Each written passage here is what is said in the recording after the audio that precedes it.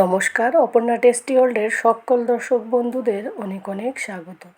বন্ধুরা, ঝিঙে দিয়ে তো তোমরা অনেকভাবেই রান্না করে খেয়েছো, ঝিঙে দিয়ে ডিম দিয়ে। তো আজ আমি একটু অন্যরকম করে আমার মতো করে ঝিঙে ডিম দিয়ে যে রেসিপিটা করব সেটাই তোমাদের সঙ্গে শেয়ার করব। তো চলো দেখা যাক। প্রথমে আমি দেখো 3টে ঝিঙে নিয়ে নিয়েছি আর 4টে ডিম। এবার এই ঝিঙেগুলোকে চাকুর সাহায্যে আমি ভালো করে খোসাটাকে ছাড়িয়ে নিয়েছি। আর ঝিঙেটা ছাড়ানোর আগে ধুয়ে নেবে অবশ্যই বন্ধুরা, কারণ অনেক কেমিক্যাল দেয়, অনেক কিছু দেয় সবজি বাগানে, সেই কারণে তো সবজিটা ভালো করে প্রথমে আমি ধুয়ে নিয়েছি।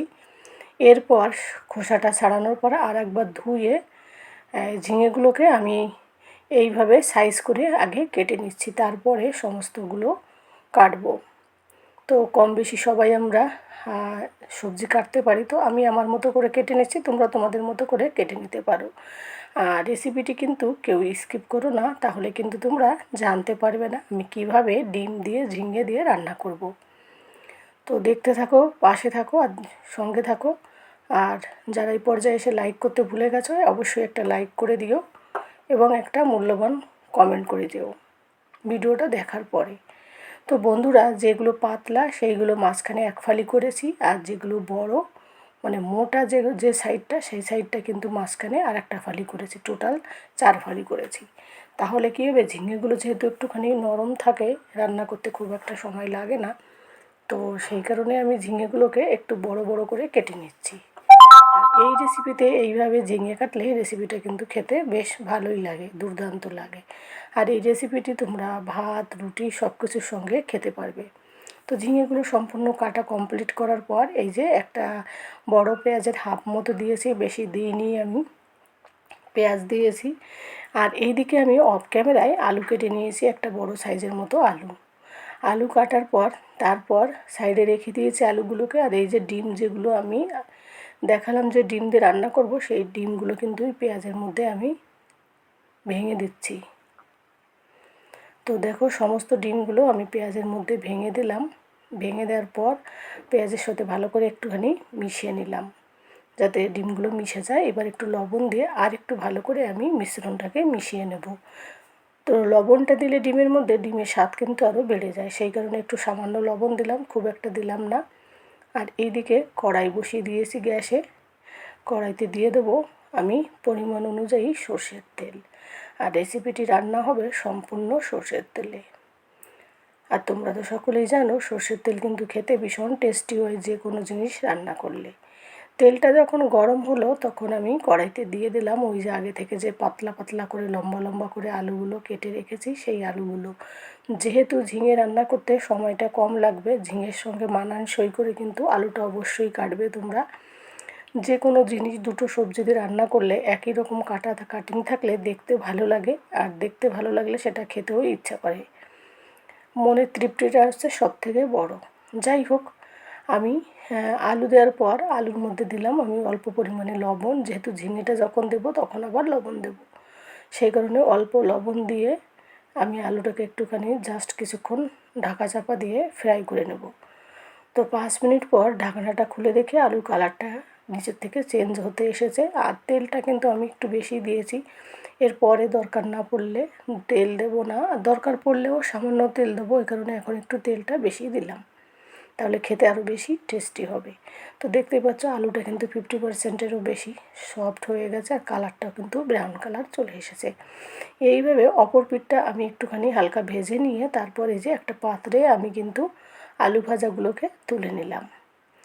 এবার তুলে নেওয়ার পর ওই কড়াইতেই আমি দিয়ে দেব আগে থেকে যে কেটে রেখেছি ঝিঙেগুলো, সেই ঝিঙেগুলো কিন্তু সম্পূর্ণটা এর মধ্যে দিয়ে দেব। দিয়ে ঝিঙেগুলোকে আমি ভালো করে তেলের সাথে ফ্রাই করব। যে তেলটা দেখতে পাচ্ছ এই তেলটা কিন্তু কিছুই থাকবে না, ঝিঙেটা সম্পূর্ণ টেনে নিয়ে যাবে। তো ঝিঙেটাকে দিয়ে আমি গ্যাসটাকে হাই ফ্লেমে রেখে দিয়েছি, যাতে ঝিঙে থেকে বেশি প্রথমেই জল বেরোতে শুরু না করে, তাহলে কিন্তু ঝিঙেটা ভাজা ভালো হবে না। আর এইভাবে ঝিঙে একটু ফ্রাই করে নিলে খেতে কিন্তু ঝিঙের স্বাদ অসাধারণ হয়। তাই বন্ধুরা, এই রেসিপিতে অবশ্যই ঝিঙেটা একটুখানি ফ্রাই করে নেবে। এবার ফ্রাই করার সময় ওর মধ্যে আমি দিয়ে দিলাম পরিমাণ অনুযায়ী কালারের জন্য হলুদ। আর স্বাদ অনুযায়ী দেবো হালকা লবণ। যদিও আমি লবণটা আলু ফ্রাই করার সময় দিয়েছি, তাই সেইভাবে আমি কিন্তু ভেবে চিন্তে লবণটা দেবো, কারণ ঝিঙেটা যখন রান্না হবে একটু নরম হবে তখন কিন্তু একেবারে কমে যাবে। তো এখনই শুরুতেই যদি লবণটা দিয়ে দিই তাহলে কিন্তু বোঝা যাবে না, সেই জন্য আমি একটুখানি হালকা ঢাকা চাপা দিয়ে ফ্রাই করে ফিরে আসছি। 5 মিনিটের মতো রেখেছি আর গ্যাসটাকে হাই ফ্লেমে রেখেছি, জলটা যাতে বেরোয় না, বেরোলে বেশি জল বেরোবে আর সবজিটা আর কি বেশি ঝোল হবে, আর বেশি ঝোল হলে খেতে ভালো লাগে না। এই রেসিপিতে একটু গা মাখা ঝোল হলে খেতে কিন্তু দুর্দান্ত লাগে। তো বন্ধুরা, ঢাকনাটা খুলে আবার একটু উল্টে পাল্টে দিলাম ঝিঙেটাকে, যাতে থেকে কোনো জল না বেরোয়। তো অফ ক্যামেরায় আমি লবণ দিয়ে দিয়েছি, সেটা তোমাদের সঙ্গে শেয়ার করা হয়নি বন্ধুরা, স্কিপ হয়ে গেছে, সরি। তো যাই হোক, এবার ঝিঙেটা দেখে বোঝা যাচ্ছে ঝিঙেটা কিন্তু অনেকটা ফ্রাই হয়ে এসেছে, দেখেই বুঝতে পারছো। আর নিচে থেকে কিন্তু এখন জল ছাড়তেও শুরু করেছে। তো আবার একটু নাড়াচাড়া দিয়ে দিলাম, আর ঢাকা চাপা দেবো না, বেশি ঢাকা চাপা দিলে ঝিঙেটা বেশি গলে যাবে, যেহেতু আলুটার সঙ্গে আরও একটু কিছুক্ষণ আমি ফোটাবো, সেই কারণে আমি আর এখন আর ঝিঙেটাকে বেশি ফ্রাই করব না। জাস্ট আর 2 থেকে 1 মিনিটের মতো রেখে ঝিঙেটাকে কিন্তু আমি একটা আলাদা পাত্রে তুলে নেব। তো দেখে বুঝতে পারছো, এবার আমি ওই আলু যে পাত্রে রেখেছি সেই পাত্রে কিন্তু আমি ঝিঙেগুলোও রেখে দিলাম। ঝিঙেটা পুরো কমপ্লিট হয়ে গেছে রান্না, দেখে বোঝা যাচ্ছে। আর সামান্য 10-5 মিনিটে কিন্তু 5 মিনিটে কমপ্লিট হয়ে যাবে। এবার কড়াইতে দেখতেই পাচ্ছ একটু তেল রয়েছে, তারপরেও আমি সামান্য মানে হাফ চামচের মতো এই কড়াইতে তেল দিয়ে দেবো।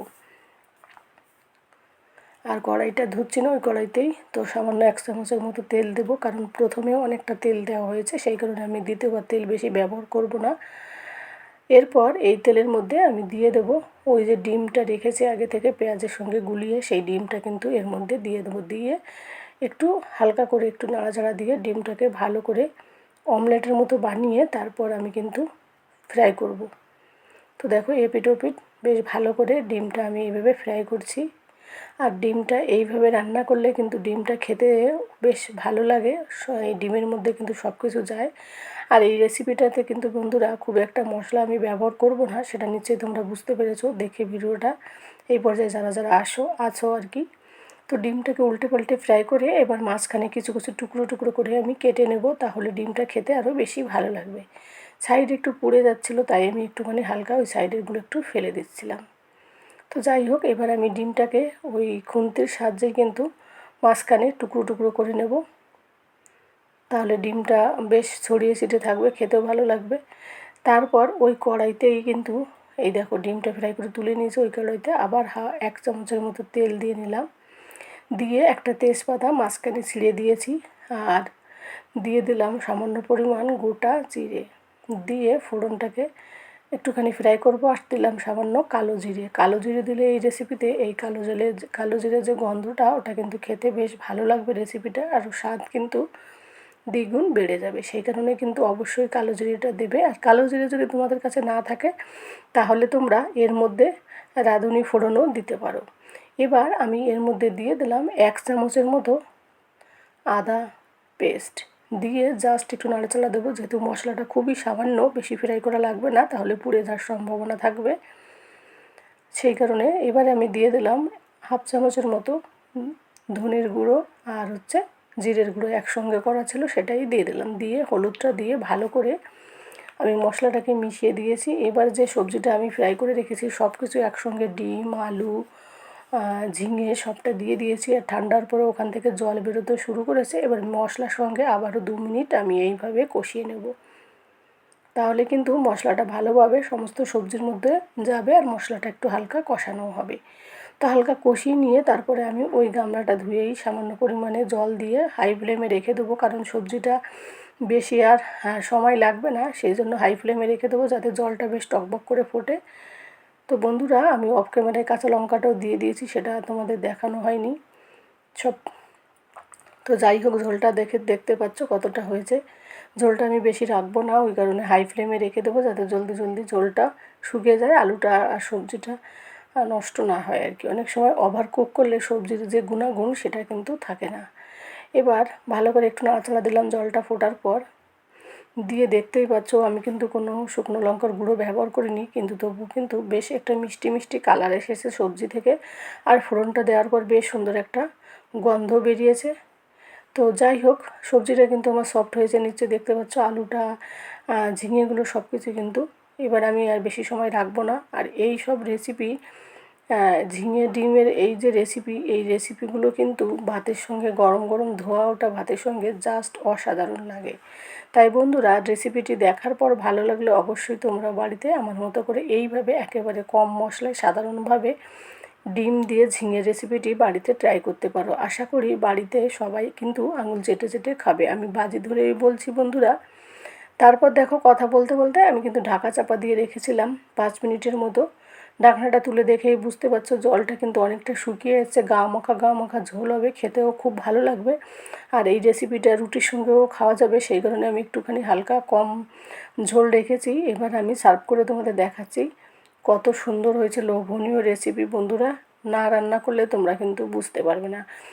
ডিমের অমলেট দিয়ে কিন্তু এত সুন্দর যে ঝিঙে আলু রেসিপি হয় আমার আগে জানা ছিল না। তোমরা অবশ্যই ট্রাই করবে, আশা করি তোমাদেরও বেশ ভালো লাগবে। এ পর্যায়ে যারা যারা আছো তাদের সবাইকে অসংখ্য ধন্যবাদ এবং অনেক অনেক ভালোবাসা আমার রেসিপিটি দেখার জন্য এবং আমার পাশে এভাবে থাকার জন্য। তোমাদের ভালোবাসা সাপোর্ট ছাড়া কিন্তু কিছুতেই এগোনো যায় না, তাই না?